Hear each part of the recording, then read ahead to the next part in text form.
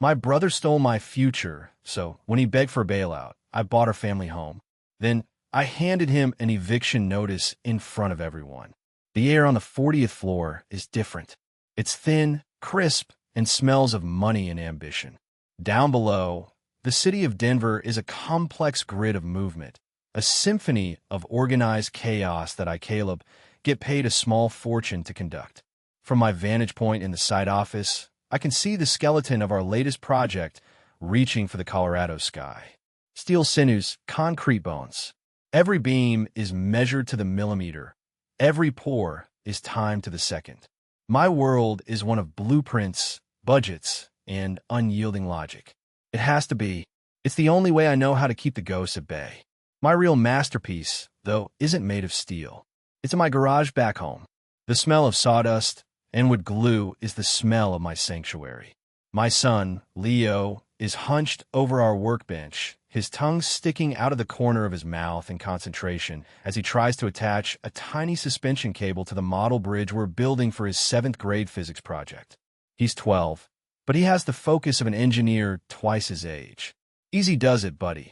I murmur, my hand hovering over his. Let the glue do the work. Don't force it. He looks up at me, his brow furrowed. It's not symmetrical, Dad. The tension on this side is going to be higher. It'll fail the load test. A grin pulls at my lips. He's my kid, all right. So what does an engineer do when he finds a flaw in the design? He thinks for a second, then his face brightens. He reinforces it. We could add a crossbeam here. He points to a spot on the underside. Show me, I say, handing him a piece of balsa wood. This is my life. This quiet, ordered piece. This carefully constructed fortress of fatherhood and routine.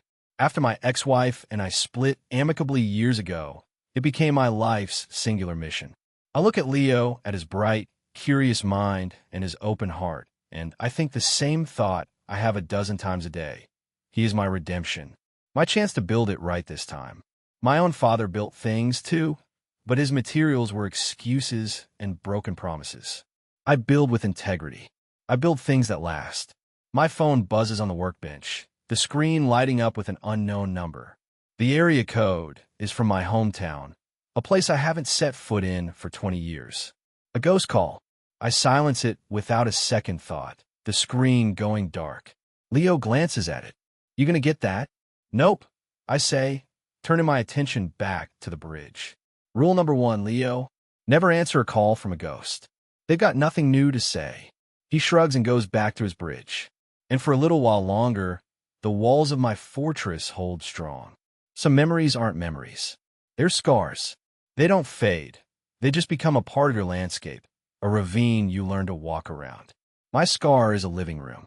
It's 20 years ago. I'm 18, and the air is thick with the kind of silence that precedes an execution. I was holding a handful of acceptance letters, my ticket out. Not just out of my dead-end town, but out of the life my parents seemed resigned to. I'd not only gotten into one of the top engineering schools in the country, but I had the means to do it without a mountain of debt. My grandfather, a man who believed in calloused hands and a strong back, had left me a small inheritance.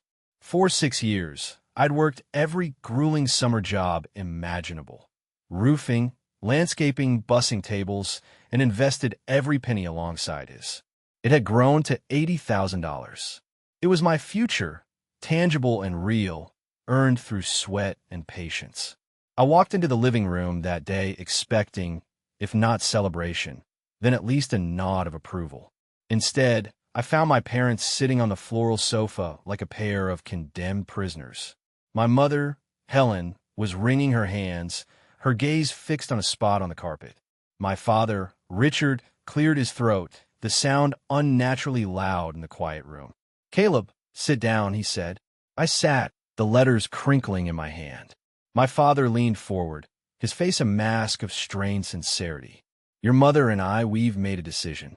It's about your brother, Jared, of course. My younger brother, Jared, who was 15 at the time, was a visionary, a genius. At least, that's what they told him. In reality, he was a charismatic layabout who could talk a good game, but had never finished a single project in his life.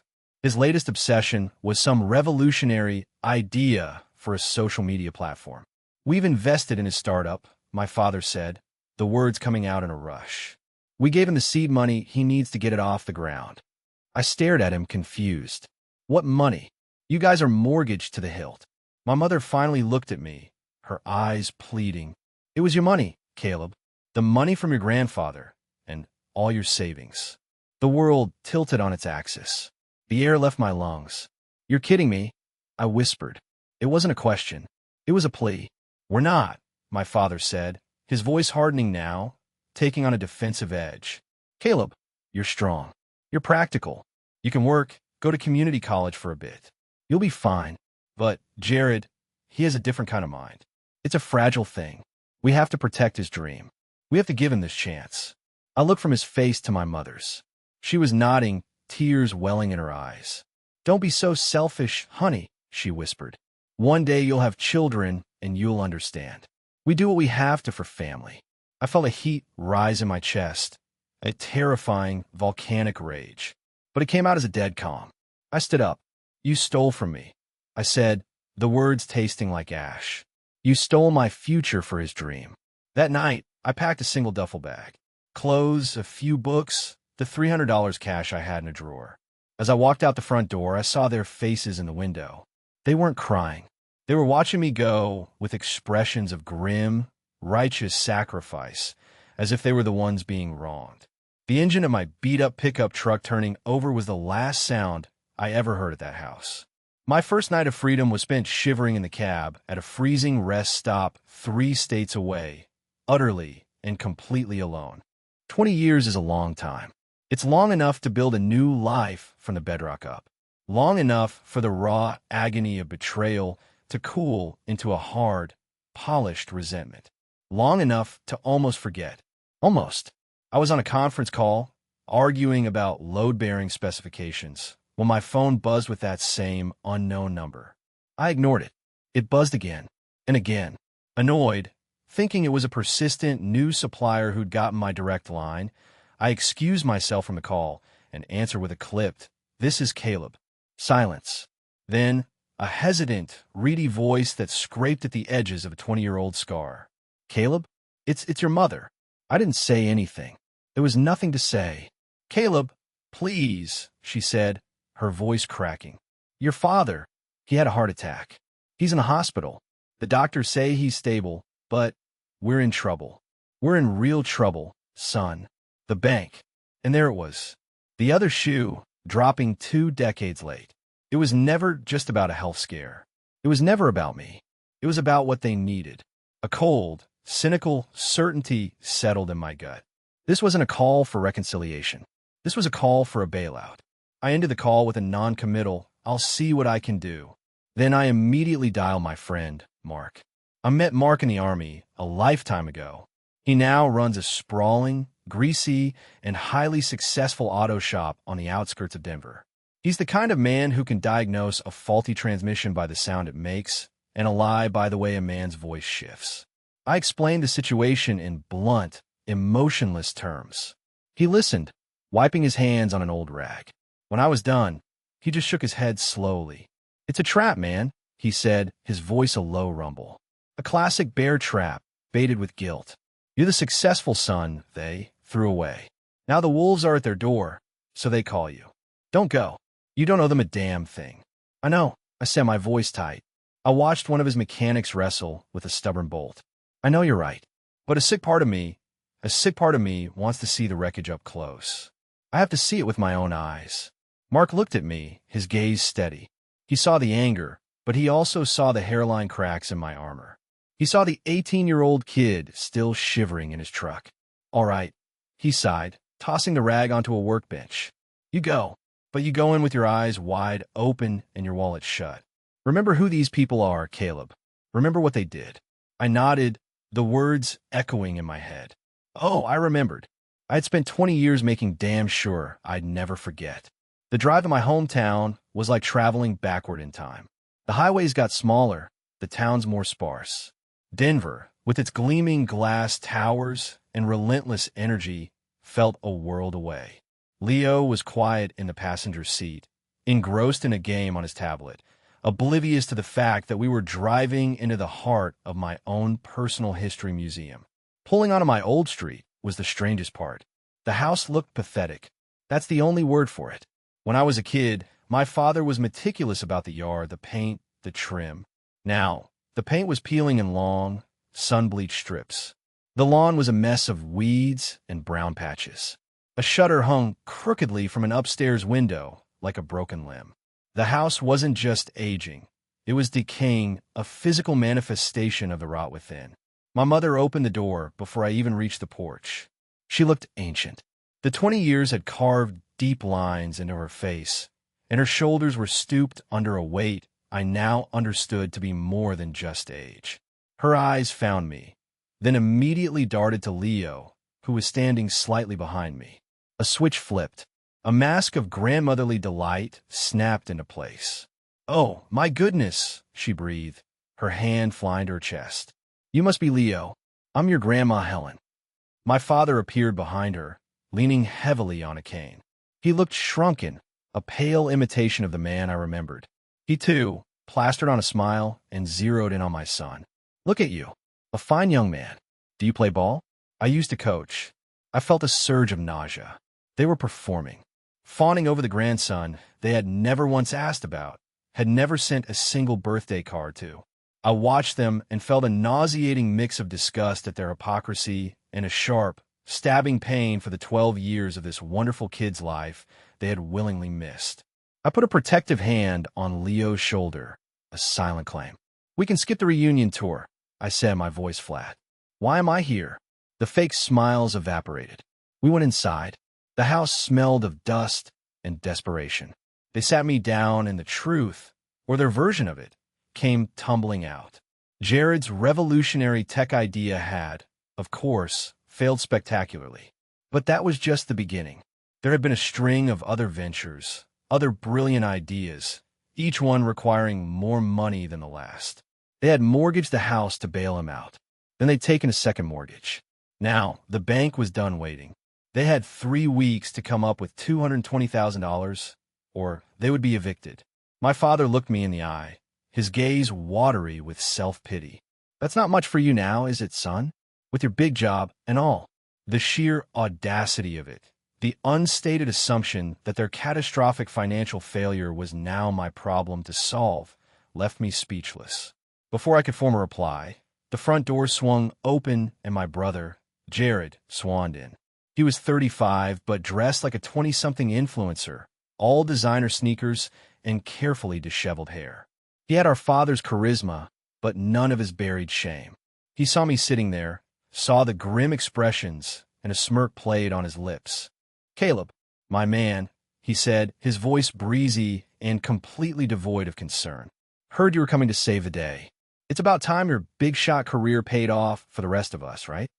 He winked, then dropped into an armchair like a king returning to his court, utterly oblivious to the fact that he was the architect of the ruin all around us. I couldn't breathe in that house. The air was too thick with history and excuses. I grabbed Leo, muttered something about needing to check into our hotel, and walked out, leaving my family in the wreckage they had created. The hotel room was sterile and anonymous, a perfect antidote to the suffocating clutter of my childhood home. I put Leo to bed, then sat by the window, the city lights of this forgotten town blurring before my eyes. For a moment, I let myself feel the full weight of it. The anger, yes, but also a profound, weary sadness. I called my lawyer. I laid out the situation in cold, hard facts. He listened patiently. "Well, Caleb," he said, his voice pragmatic, "if you just give them the money, it's gone. You'll be bailing out a sinking ship, and your brother will just punch another hole in the hull. But there is another way." The plan he proposed was brutal in its simplicity. A corporate solution to a messy human problem. I wouldn't be a savior. I'd be a creditor. I would buy the house from the bank directly, settling the debt. The house would be legally mine. They could continue to live there, but as my tenants. I would draft a 5-year repayment plan. If they pay me back in full, the house would be theirs again. If they missed the payments, they would be evicted like any other tenant. I hung up the phone, the contract on the table. Was this justice, or was it just a different kind of cruelty?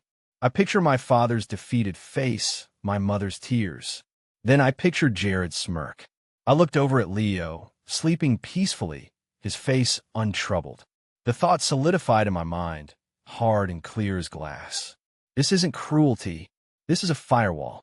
A firewall to protect my son from their chaos. The next day, I walked back into that house. I found the three of them in the living room, waiting expectantly, like vultures circling a kill. I didn't waste time with pleasantries. I laid the documents my lawyer had emailed me on the coffee table. "I've made my decision," I said. I explained the terms. I watched their faces as the reality of my proposal sank in. My mother began to weep openly. My father seemed to age another 10 years, his shoulders slumping as if under an immense physical weight. Jared, however, exploded. He shot to his feet, his face turning a blotchy red. "You sick bastard," he screamed, spittle flying from his mouth. "You make your own parents tenants? You put your own family on a payment plan after everything they've done for you." The irony was so thick, I could have choked on it. I stood up, my own anger a cold, controlled thing. "Everything they did for you, you mean?" I gathered the papers. "Forget it, then. Good luck with the bank." "Wait."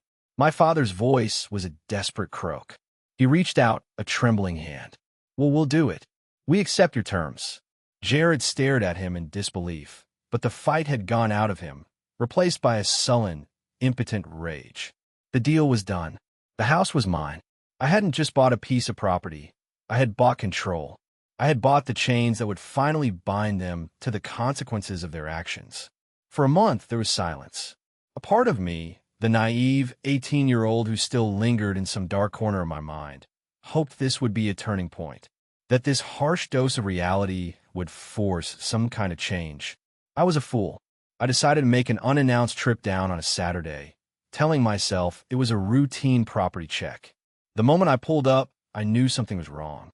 A flashy, obnoxious sports car I didn't recognize was parked in the driveway, leaking oil onto the cracked concrete.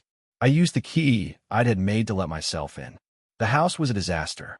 Dirty dishes were piled in the sink, empty beer bottles littered the living room, and the air was thick with the cloying sweet smell of weed. From the backyard, I could hear loud music and laughter. I found my mother in the kitchen, frantically trying to clean up. She looked startled to see me. "Caleb, we weren't expecting you." "Clearly," I said, my eyes sweeping over the mess. Jared was in the backyard, holding court over a group of his layabout friends. And next to him, draped over a lounge chair like she owned the place, was a bleached blonde, surgically enhanced woman I assumed was the owner of the sports car. Jared saw me and sauntered over, a beer in his hand. "To what do we owe the pleasure, landlord?" he sneered. "Come to collect the rent, in person?" "I came to check on my parents," I said, my voice tight. "And my property. Who are all these people? And who is she?" "That's Ashley," Jared said, grinning. "My girlfriend. She's staying with us for a bit. You know, until we get back on our feet." My parents made weak excuses. Jared had had a run of bad luck. Ashley had just broken up with her sugar daddy. They needed a place to stay. It was always the same story. Jared was always the victim, always in need of rescuing, and my parents were his willing, idiotic enablers. The final straw came when I went upstairs to use the bathroom. I opened the linen closet to find a towel and was met with a shoebox tumbling off the top shelf, spilling its contents onto the floor. It was a shoebox of secrets. Credit card statements in my parents' names, all maxed out. Receipts from high-end clothing stores and expensive restaurants. And, tucked in the bottom, a stack of applications for high-interest payday loans. They weren't just letting Jared and his girlfriend stay here. They were actively bankrupting themselves to fund their parasitic lifestyle. I stormed downstairs, the papers clutched in my fist. I threw them on the coffee table in front of my father, who was sitting there looking miserable. "What is this?" I demanded. He wouldn't meet my eyes. My mother started to cry. He was having such a hard time. I turned to Jared. "You're a leech," I said, my voice shaking with a rage I hadn't felt in years. "You're draining them dry, and you don't even care." Jared just shrugged. "So what? They want to help me. It's what parents do. It's called love. You should try it sometime." Then Ashley, who had drifted inside, let out a little laugh. "Don't be so jealous, Caleb," she said, examining her nails. It's not our fault they always loved him more. That was it. The line. I looked at my father, a silent plea for him to say something, to defend me, to finally, for once, stand up for what was right. He just stared at his hands. Get them out, I said, my voice dropping to a deadly quiet. He and she, they are out of my house. I looked directly at Jared. You have 48 hours to pack your bags and disappear. Both of you. The war had just begun. I had underestimated my brother's capacity for malice. I thought evicting him was the final move. For him, it was merely the opening salvo.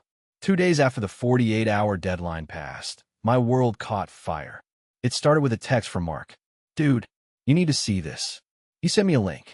It was a GoFundMe page, and the face on it, tear-streaked and artfully pitiful, was my brother's.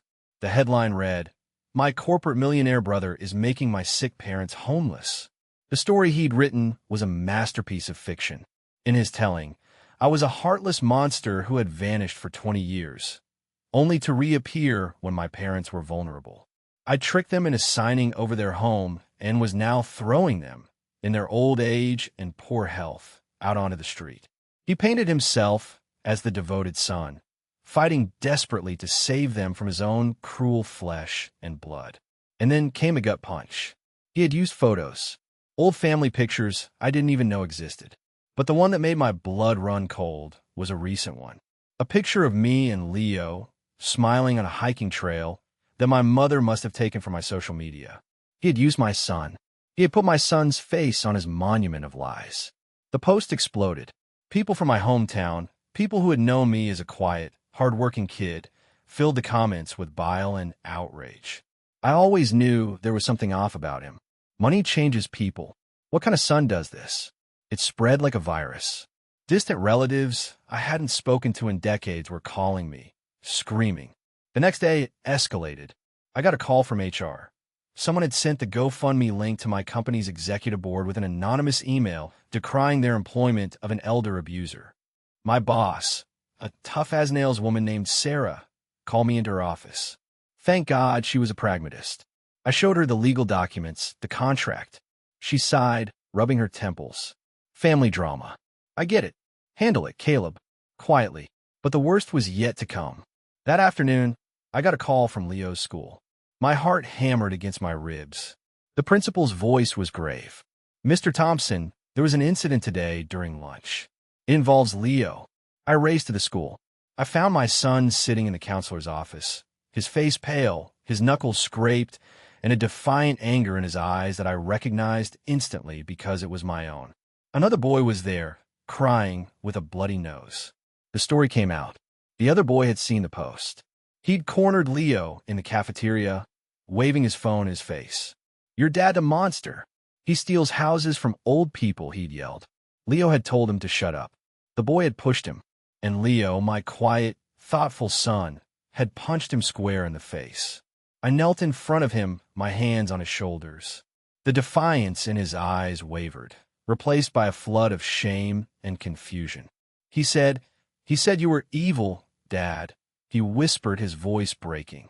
He showed everyone the picture of us. At that moment, standing in the sterile quiet of the principal's office, the fight changed. It was no longer about the money. It was no longer about the house, or the betrayal, or the 20 years of resentment. Jared had crossed a sacred line. He had used my son as a weapon. He had declared war on my child, and I was going to burn his entire world to the ground. The rage was a living thing inside me, a white-hot furnace. My first instinct was to call my lawyer and unleash hell. But as I sat in my quiet house that night, long after Leo was asleep, I knew a lawsuit would be a messy, public affair that would only drag my son further into the mud. I needed something else, something precise, something final. That's when a message came through. A notification on a social media platform I rarely used. It was from a Chloe R. The profile picture was of a woman in her early 30s with a kind, but weary, smile. The message was short. Mr. Thompson, my name is Chloe. I used to date Jared. I saw the disgusting lies he's posting about you, and I can't stay silent. He's not just a liar. He's a thief. He did the same thing to me and my family. I think there's more you should know. I have proof. My heart started to pound. a slow, heavy drumbeat. I arranged to meet her the next day at a quiet coffee shop halfway between Denver and my hometown. Chloe was a high school teacher. She was smart, articulate, and carried an aura of profound disappointment. She laid out a story that made my own family's betrayal look like child's play. Jared's revolutionary startup had indeed received an investment from her father, a retired plumber who had trusted Jared with a significant portion of his retirement savings. But it wasn't just her father. Jared had charmed his way into the wallets of at least 4 other local families, promising them exorbitant returns. "He never built anything, Mr. Thompson," she said, her hands wrapped around her coffee cup. "There was no platform, no code. He just took the money and lived off it. He took me on lavish trips, bought that stupid car. He was living a fantasy on other people's life savings." The real bombshell came next. About a year ago, one of the other investors, a man with a formidable temper, had found out and threatened to go to the police. Panicked, Jared ran back to our parents. The $200,000 loan they took out wasn't to save the house from an old debt. It was fresh. It was hush money used to pay back that one angry investor to avoid a lawsuit and charges of fraud. She pushed a folder across the table. "These are copies of the wire transfer from my dad's account. This is the promissory note Jared signed and then defaulted on. And these are emails between him and the other investors. It's all there." I opened the folder. It was all there. Names, dates, amounts. A clear, irrefutable pattern of deception and fraud. I looked at Chloe, at the pain and betrayal in her eyes. I thought of her father, the plumber who had lost his savings. I thought of my own parents, so deep in denial that they had become accessories to their son's crimes. I wasn't holding a handful of legal documents. I was holding a bomb. The question was no longer how to win the war Jared had started. The question was how and when I was going to detonate it. Before I drove down for the final confrontation, I sat in my truck in the quiet of my own driveway. I opened the folder Chloe had given me, the damning evidence of my brother's crimes laid bare under the dim dome light. I stared at the bank statements, the desperate, pleading emails from people he had swindled. Then I put the folder down and picked up my phone, looking at the picture on my lock screen. It was me and Leo on top of a mountain, the whole world stretching out below us, his arm thrown around my shoulder in a moment of pure, uncomplicated joy. My motivation crystallized into something hard and sharp as a diamond. This isn't for revenge, I thought. Revenge is a hot, messy emotion. This is about surgery. It's about amputation, cutting out the disease before it has a chance to infect my son. I called my parents and told them I was coming. I told them to make sure Jared was there. The tone in my voice left no room for argument. When I walked into that house, the atmosphere was thick with a toxic cocktail of fear and defiance. Jared was there, lounging on the sofa, a smirk plastered on his face. Ashley was beside him, looking bored. My parents were perched on the edge of their chairs. They thought I had come to negotiate, to beg. I didn't say a word. I walked to the coffee table and placed the folder on it. Then I took out a single piece of paper, a copy of the fraudulent promissory note made out to Chloe's father, and slid it in front of Jared. "I had a very interesting conversation yesterday," I began, my voice unnervingly calm, "with a woman named Chloe. Do you remember her, Jared?" I watched the color drain from his face. The smirk faltered. I continued, my voice level and precise, like a surgeon making his first incision. I laid out the whole sordid affair. The other investors, the names, the dates, the exact amounts. I detailed how he had used our parents to secure a fraudulent loan to cover his tracks. My mother gasped, her hand flying her mouth. My father stared at Jared, a look of dawning, abject horror on his face. He was finally seeing his visionary son for what he was, a common thief. Jared tried to bluster. "She's lying. That crazy. She's just bitter we broke up. Is she?" I said, and I opened the folder, letting the emails and bank statements spill onto the table. Because it looks like she kept very detailed records. The room was silent, save for my mother's ragged breathing. Ashley was looking at Jared with a new, calculating expression, as if seeing him for the first time as a liability. I leaned forward, my eyes locked on my brother. "So, Jared, We have two doors. Behind door number 1, this folder, along with Chloe's testimony and that of the other families, goes directly to the district attorney's office. You will be prosecuted for multiple counts of fraud. You will, without a doubt, go to prison. I paused, letting the weight of that sink in. Behind door number 2, you listen very, very carefully to what I am about to say next. My mother started to whisper, "Caleb, please, he's your brother." I turned my gaze on her, and for the first time, she saw the full, undiluted force of 20 years of pain in my eyes. "And what were you when you stole my future from me?" I asked, my voice breaking with the raw emotion I had suppressed for so long. "What was he? This ends tonight." The smug defiance on Jared's face had completely disintegrated, replaced by the raw, primal fear of a cornered animal. My parents looked on, helpless, trapped in a nightmare of their own making. "Here are the terms," I said, my voice leaving no room for negotiation. "These are not suggestions." I laid them out, one by one, like nails being hammered into a coffin. 1. You will take down every single social media post, every lie, every GoFundMe page. You will then post a public, written apology on your own social media, retracting everything you said about me and my son. You will state clearly that you lied. Jared opened his mouth to protest, but I cut him off. 2. You'll get a full-time job. I don't care if it's flipping burgers or sweeping floors. You will have verifiable employment within 30 days. 3. You will enroll in therapy and financial counseling.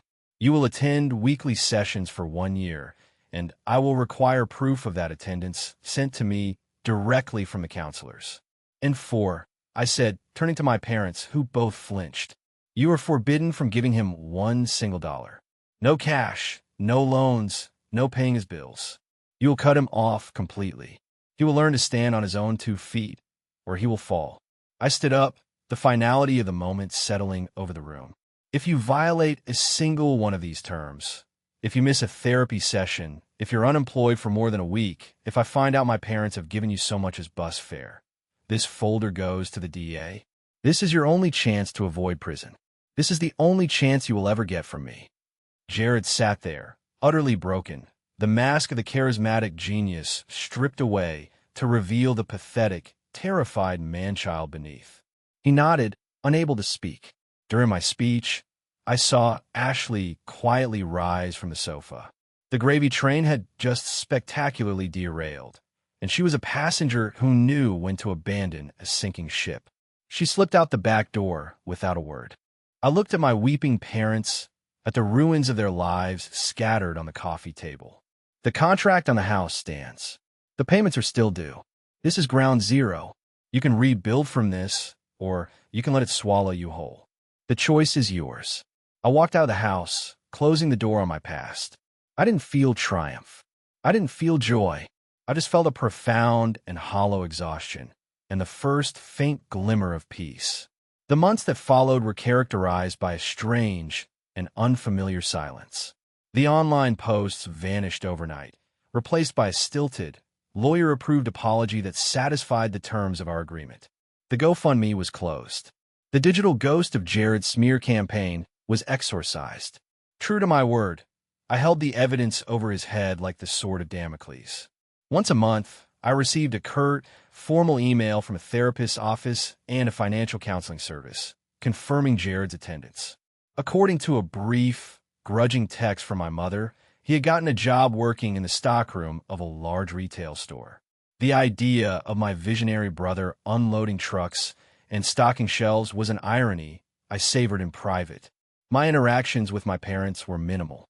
They made their mortgage payments on time, every time. The money was transferred electronically. There were no more pleading phone calls, no more manufacturer crises. Our conversations, when they happened, were brief and stilted, circling around safe, impersonal topics like the weather. They never mentioned Jared. I never asked. Then about 6 months into this new, fragile quiet, my father called. It wasn't about a payment or a problem. He just called. "Caleb," he said, his voice hesitant. There was a long pause. "Jared, he's working. Hard. For the first time in his life. He told me everything. About Chloe's father. about the other people, the things we didn't know, the things we didn't want to know. I waited, saying nothing. "We were fools, son," he said, and his voice cracked. It wasn't the performative self-pity I was used to. It was the brittle, cracking sound of genuine shame. We were so blind because we were afraid to see what was right in front of us.